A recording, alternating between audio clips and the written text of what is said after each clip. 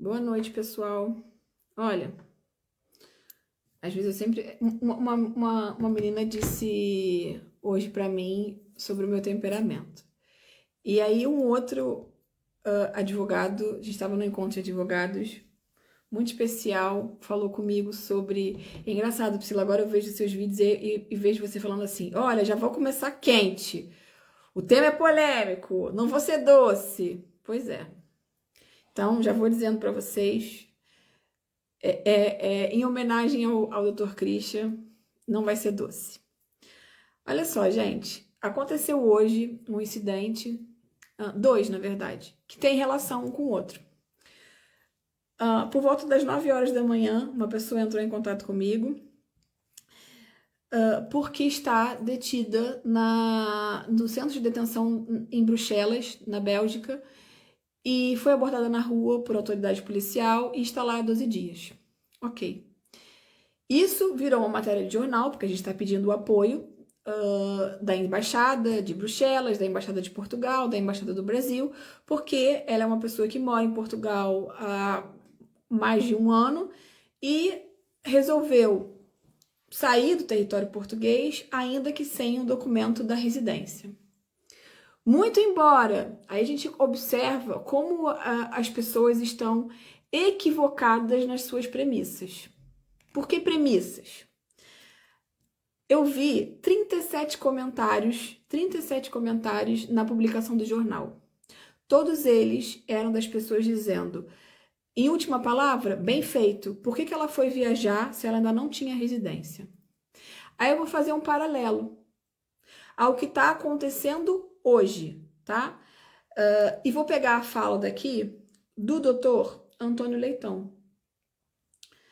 Então, a gente precisa analisar a situação sobre 3 óticas diferentes. O doutor Antônio Leitão fez um pronunciamento e apareceu no jornal com as seguintes palavras. Por isso que eu preciso que vocês analisem esses 3 quadros que são distintos, tá? O governo deu instruções às forças de segurança para reforçarem a fiscalização contra a imigração ilegal e tráfico de pessoas. Segundo o ministro da Presidência, a operação é realizada esta sexta-feira no Martins Muniz, em Lisboa, em que o bairro foi fechado pela polícia, tá? E também pelas fiscalizações do regime de trabalho. E as pessoas ficaram presas, né, para averiguação no shopping, no centro comercial que tinha lá, e também nas ruas acessórias. Essa operação no Martins Muniz é uma das várias que estão calendarizadas. O que a gente tem como calendarizadas? Vão acontecer outras. E a subcomissária, que é a doutora Ana Ricardo, já deu esse alerta, ok? Demos instruções às forças de segurança para continuarem a fazer esse trabalho no terreno. Quando detectam situações de imigração ilegal, os abusadores e os traficantes devem ser penalizados, no que eu concordo, né? Mas a gente precisa colocar um limite sobre aquilo que é um imigrante legal. É nesse limite que reside essa minha ótica que a gente precisa apurar. Os abusadores e os traficantes devem ser penalizados criminalmente e quem está ilegal em território nacional deve ser sujeito a uma medida de afastamento. Disse Antônio Leitão Amaro. O ministro referiu-se à operação de fiscalização que o Comando Metropolitano de Lisboa da PSP desencadeou na manhã de hoje, junto a estabelecimentos comerciais e pessoas da zona do Martins Muniz, em Lisboa. Antônio Amaro disse que o governo está empenhado a fazer cumprir as regras. Que regras, né, gente? Para que quem pensa vir ilegal não venha. Ou seja, é um anúncio para quem está tentando entrar em Portugal de maneira irregular. Nessa parte eu aprovo. E para que acabem os casos de exploração de seres humanos. Nessa parte, ok. Agora o reforço que eu faço é o seguinte, nessa leitura. Primeiro, muitas pessoas estão ilegais no território porque o governo não cumpre a sua parte. Então pensem, numa sistemática ineficiente do Estado, em que atrasa a regularização das pessoas, eu posso culpabilizar as pessoas porque elas estão ilegal no território? O Alan tá dizendo que eu tô lindíssima hoje. Tô maquiada. Fui para um evento. Obrigada, Alan. Voltando. Olha, gente, entenda o que eu vou lhe dizer, o que eu vou lhe dizer a vocês.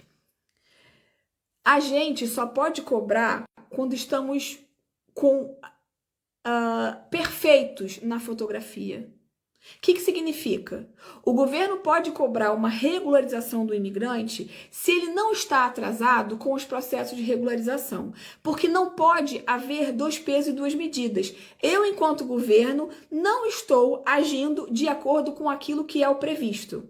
Eu estou atrasado em 2 anos, aproximadamente, na regularização dos imigrantes que estão no meu território, mas eu continuo recebendo deles os tributos, o IRS, continuam consumindo, pagando IVA. Então, assim, o que é ilegal, né? Eles estão em processo de regularização. O governo é ineficiente no cumprimento dos seus deveres. Pratica ilegalidade que são inconstitucionais. E aí vai para a rua hostilizar uma pessoa que está trabalhando em processo de regularização que está atrasado porque o governo assim não faz o seu dever de casa. E aí vem a hostilidade que a gente viu na matéria do Público. As pessoas normalizaram o atraso da administração pública portuguesa. E houve uma senhora que disse assim mais: nossa, mas nos Estados Unidos as pessoas ficam 20 anos para se regularizar. Estão reclamando de Portugal? Sim. Sabe por quê? Porque as pessoas que estão irregular no território americano não têm direito à regularização. O que é muito diferente da situação portuguesa, porque as pessoas que estão em processo de regularização em Portugal estão amparadas pela lei. Então a gente não pode comparar a situação de um imigrante irregular nos Estados Unidos que está lá sabendo que assim vai permanecer porque a lei de imigração não o abraça, de uma situação de Portugal, em que a lei de imigração permite a entrada no território com dispensa de visto. Nós temos vários incisos na legislação que permitem essa prática. Então, eu não posso permitir o acesso ao território e depois dizer que essa pessoa vai ficar 2, 3, 4, 5 anos à espera de uma residência. E forçar a essa pessoa a um estado de tensão em que ela vai sair na rua e ficar à espera de que se aparecer uma autoridade policial, ela se esconde, porque ela não é bandido, ela é um trabalhador. Essa é a minha crítica. Então, tem muita gente que faz assim, ó. Ah, mas se eu tive que esperar 2 anos pela manifestação de interesse, quem é essa garota para poder viajar pela União Europeia e achar que não vai acontecer nada com ela? E aí começaram a trucidar a pessoa num ato de irresponsabilidade. Sem dúvida, e eu aviso sobre isso, inclusive foi matéria do jornal de cerca de 2 ou 3 semanas, em que eu falei que as fronteiras terrestres estavam ficando cada vez mais criteriosas para as pessoas que estavam em Alemanha, Holanda, Luxemburgo, Bélgica, que é o país que ela ficou detida, e a Áustria. Isso foi noticiado por mim, mas as pessoas ignoram o alerta.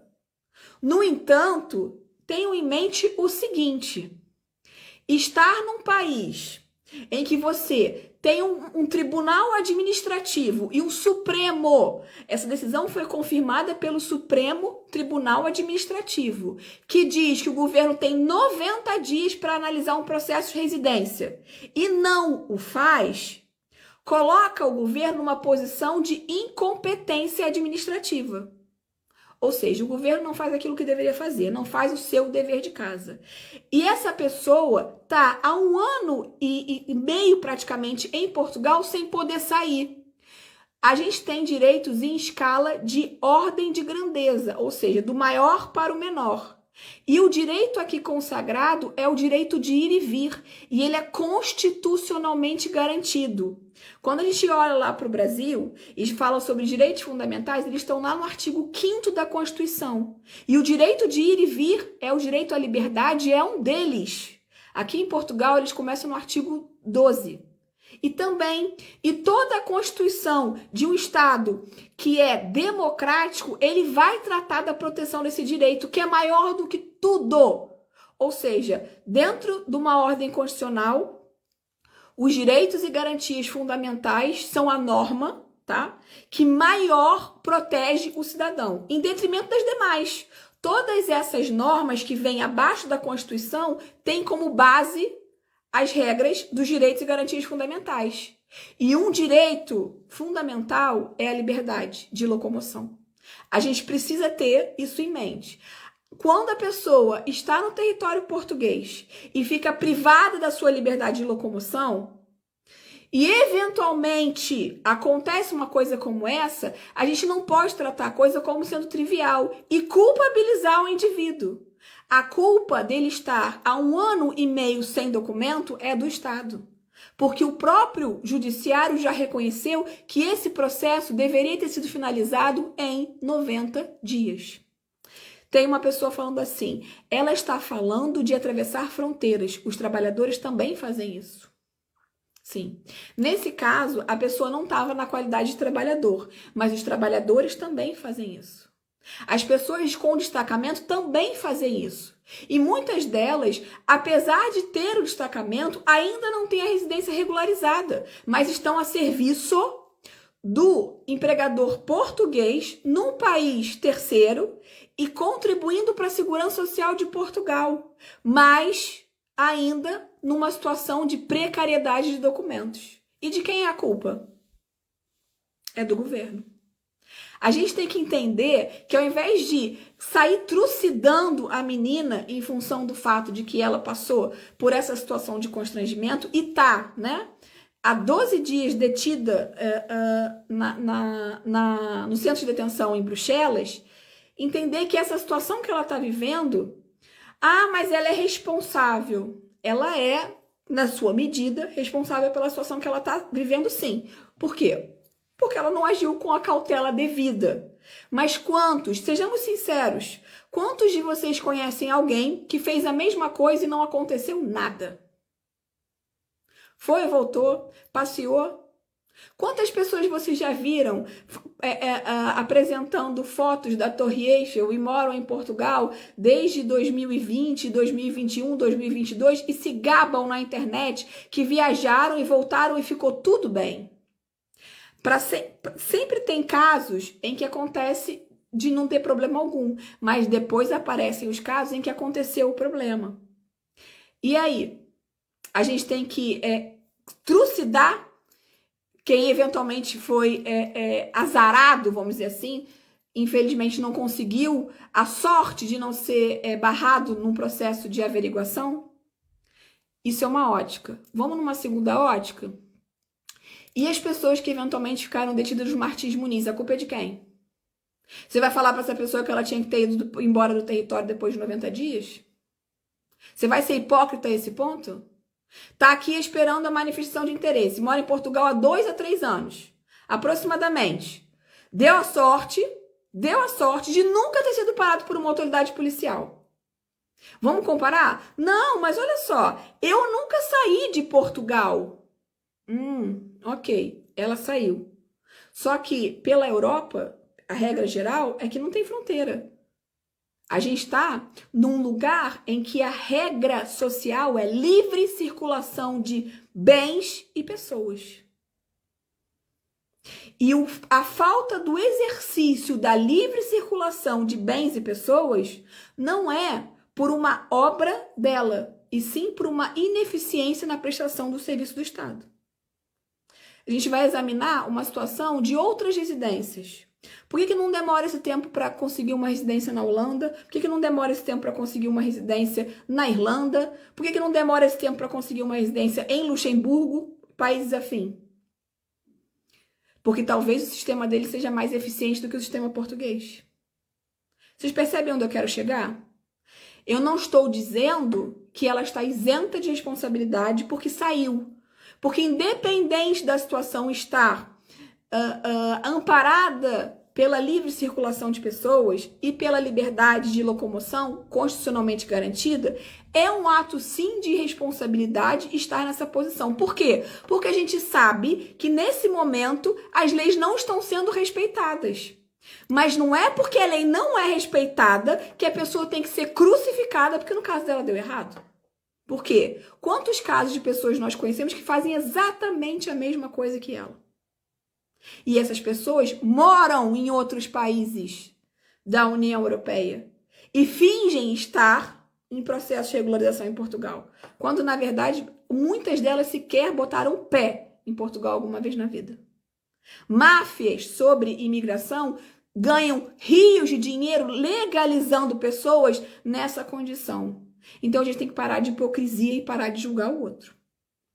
Era sobre isso o vídeo, ok? Mais empatia, porque eu, dentro de toda a minha antipatia como figura, né? Advogada mais antipática da internet, eu acho que eu consagro esse adjetivo.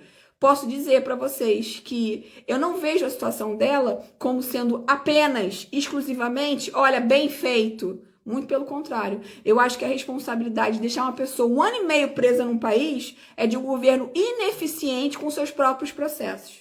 Mas na hora de receber o nosso dinheiro, tá muito disponível.